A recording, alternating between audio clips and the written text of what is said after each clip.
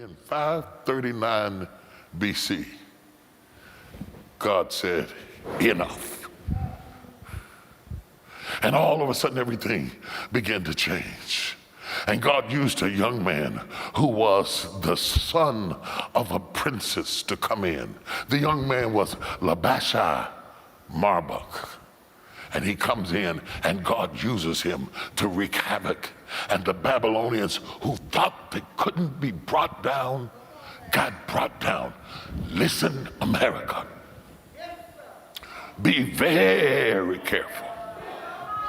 The Babylonian Empire came down. The Roman Empire came down. The Cushite Empire came down. Don't you get high-minded and think that we cannot come down. We got to be careful what we let go on and what we let happen in this country, because it is possible. History teaches us that kingdoms fall. Nations fall, empires crush. The Babylonians thought they couldn't be taken. They thought they were bad, but the Persians came up and they brought the whole empire down. Babylon, not Babylon. Babylon's name goes back to the Tower of Babel, but God still brought them down. Not Babylon. Babylon comes out of the Old Testament, Mesopotamia. The new word we would have would be Iraq. Not them, but God brought them down. God can bring you down. He can shut it down. That's why you got to live with a certain amount of humility. I don't care how many skyscrapers you build, how many jets you own, how strong your technology.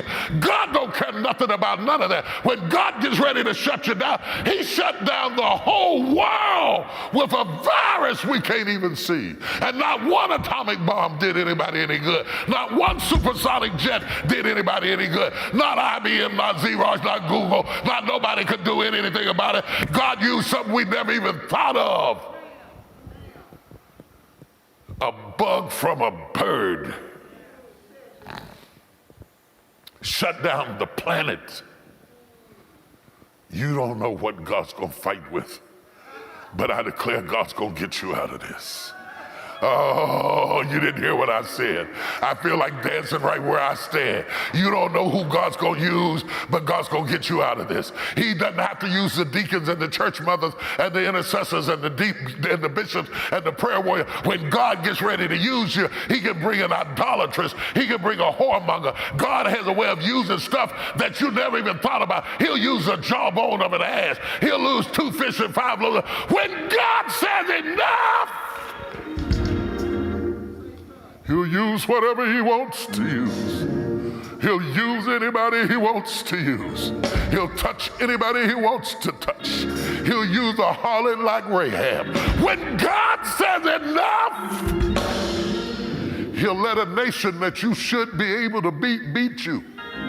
He'll let AI conquer you even after you conquer Canaan. When God gets ready to bring you out, he'll use anything. And all of a sudden, he began to turn everything around. Babylon was someplace that they thought would never be destroyed. Babylon was strong and fierce. Babylon was posted by the rivers of the Euphrates. It started out as a small port. It grew into a great empire. They were ruling and conquering and taking over, but they messed around and they took God's children down into bondage. And when God got sick of it, he brought it to an end and he stopped it. And Babylon is reaping what they sowed. Fret not thyself over evildoers and how they prosper in their own way. Sooner or later, God will cause them to reap what they sowed. You might be outnumbered. They may have more money. They may have more contacts. But when God gets ready to bring you out, he will bring you out. I don't know who I'm preaching to, but I feel like I'm talking to somebody. If I'm talking to you, just type win. When the Lord turned again our captivity. We were like them that dream. In one moment, the weeping turned to laughter. Then was our mouth filled with laughter, and our tongue with singing. The very people who were hanging their harps by the willow trees and weeping when they remembered Zion are now giggling and laughing because God has a win. I am telling all of you that are suffering, and all of you that are in agony, and all of you that are secretly suicidal, and all of you that are depressed, don't get too used to being depressed. Don't get too used to being down, because God owns a win. And when God says win, he will bring it to an end, and the same lips that quivered with tears, and the same face that cried itself to sleep, and the same person who rolled over and over in agony and couldn't rest at night, God will make you burst out and start laughing. When the Lord turned again our captivity, it was like a dream. These people hadn't been free in so long that free didn't seem normal. Have you ever been denied something so long that you got used to not having it? Have you ever been alone so long that you stopped being lonely? Have you ever been in a crisis so long that it became your norm? When the Lord turned again our captivity, it was like a dream. And the Holy Spirit told me to tell you, you're going to dream again. When I get through bringing you out, you're going to be scared to believe it.